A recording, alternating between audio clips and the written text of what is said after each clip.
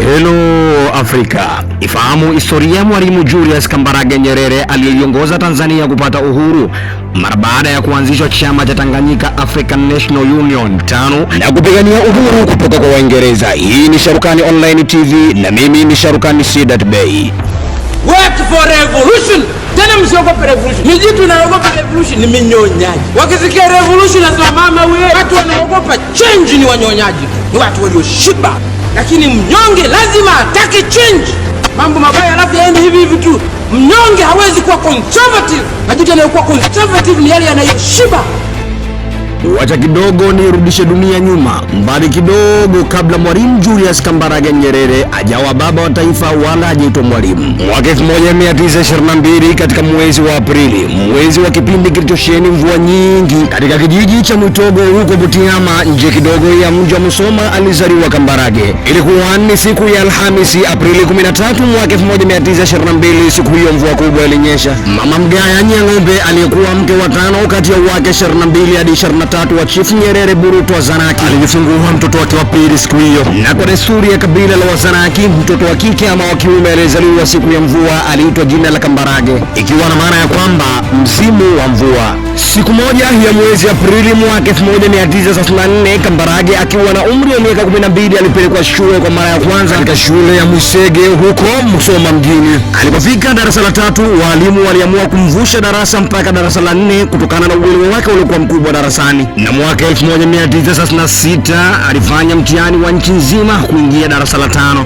na baba wa taifa akawa mwanafunzi aliyofanya vizuri zaidi na kushika namba 1 Tanganyika mzima. Miaka ikazidi kuenda na future ikaamua. Mara baada ya kupata uhuru kwa njia ya amani kwa jitihada na juhudi zake Mwalimu Julius Kambarage Nyerere mwaka 1961.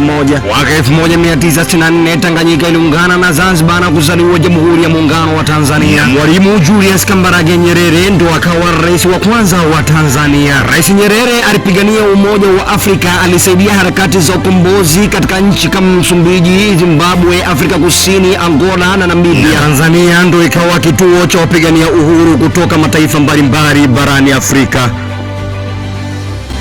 Watanzania wanaweza kusahau vitu vingi, lakini si hotuba hii ya Oktoba 14 mwaka 1999, hotuba mzito toka kwa aliyekuwa rais wa Tanzania Mheshimiwa Benjamin William Mkapa, hotuba ambayo iliyojeruhi mioyo ya Watanzania na simanzi kwa taifa mzima. Nasikitika kuwatangazia kwamba mpendwa wetu baba wa taifa Mwalimu Julius Kambarage Nyerere amefariki dunia. Mwalimu ameaga dunia hii leo saa 4:30 asubuhi saa za Tanzania katika hospitali ya Mtakatifu Thomas mjini London, ambako alikuwa amelazwa akipata matibabu ya kansa ya damu tangu Septemba 24 mwaka huu.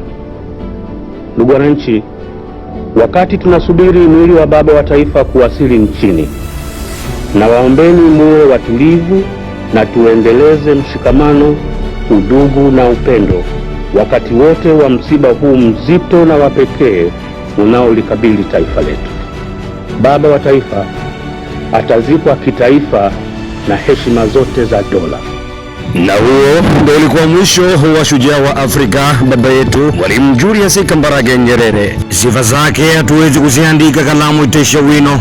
Akili zake ndio zimetumika mpaka sasa unaishi huru Mtanzania. Mwamba ubora wake ameshinda mpaka viburi vya vyama vyote vya siasa. CCM, Chadema, ACT Wazalendo kote wanamtaja poa tu. Uwezo wake mkubwa aliuthibitisha mzee Nelson Mandela toka South Africa. Asa weni nani ukatae mtoto adihimba tandaimba ruangwa na chinyimba. Na shusha chini kalamu wanangu, na kala hii imeandaliwa na mimi Sharukani Sidat Bey kupitia Sharukani Online TV.